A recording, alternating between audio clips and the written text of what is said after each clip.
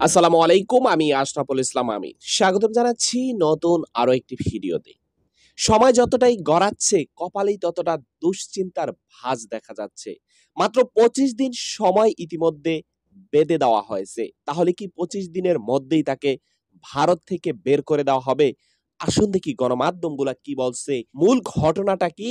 এখন সর্ব জায়গায় তাকে নিয়ে আলোচনা সমালোচনা হচ্ছে।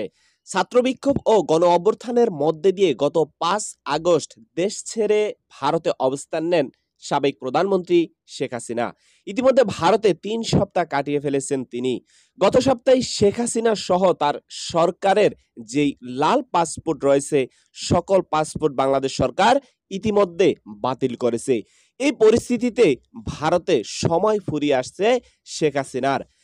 ভারতীয় গণমাধ্যম হিন্দুস্তানের টাইমস জানিয়েছে, যেহেতু শেখ হাসিনার লাল পাসপোর্ট ইতিমধ্যে বাতিল করা হয়েছে, তাই নিয়ম অনুযায়ী ভারতে থাকার সময় ফুরিয়ে আসছে।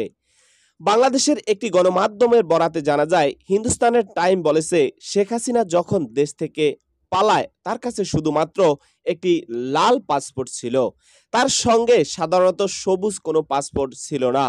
এদিকে ভারতের ভিসা নীতি অনুযায়ী যেসব বাংলাদেশিদের কাছে লাল পাসপোর্ট থাকবে তারা ভিসা ছাড়াই ভারতে প্রবেশ করতে পারবে এবং সর্বোচ্চ ৪৫ দিন পর্যন্ত সেখানে অবস্থান করতে পারবে। গত শনিবার ২৪ আগস্ট পর্যন্ত শেখ হাসিনার ২০ দিন ভারতে কাটানো হয়ে গেছে। ফলে বৈধ উপায়ে আর মাত্র ২৫ দিন শেখ হাসিনা ভারতে থাকবেন। এরপরেই অবৈধ হয়ে যাবেন এই শেখ হাসিনা। হিন্দুস্তান টাইম আরো জানিয়েছে যে ইতিমধ্যে শেখ হাসিনার বিরুদ্ধে ৫১টি মামলা করা হয়েছে, যার ৪২টি হচ্ছে হত্যা মামলা। সম্মানিত দর্শক ভাইরা, এখন বিষয়টি হয়তোবা বুঝতেই পারতেছেন। মাত্র ২৫ দিন সময় এখানে দেখানো হয়েছে। হয়তো এটার পরে তারা কোনো ব্যবস্থা গ্রহণ করে কিনা এ সম্পর্কে এখনো কোনো তথ্য আসে নাই। আর কিছু বলা যাচ্ছে না। অপেক্ষা করতে থাকুন, দেখতে থাকুন কি হয়। তো আজকের ভিডিওটি এখানেই শেষ করতে চাই। দেখা হবে নতুন অন্য কোনো ভিডিওতে। সবাই ভালো থাকবেন। আসসালামু আলাইকুম ওয়া রাহমাতুল্লাহি ওয়া বারাকাতুহু।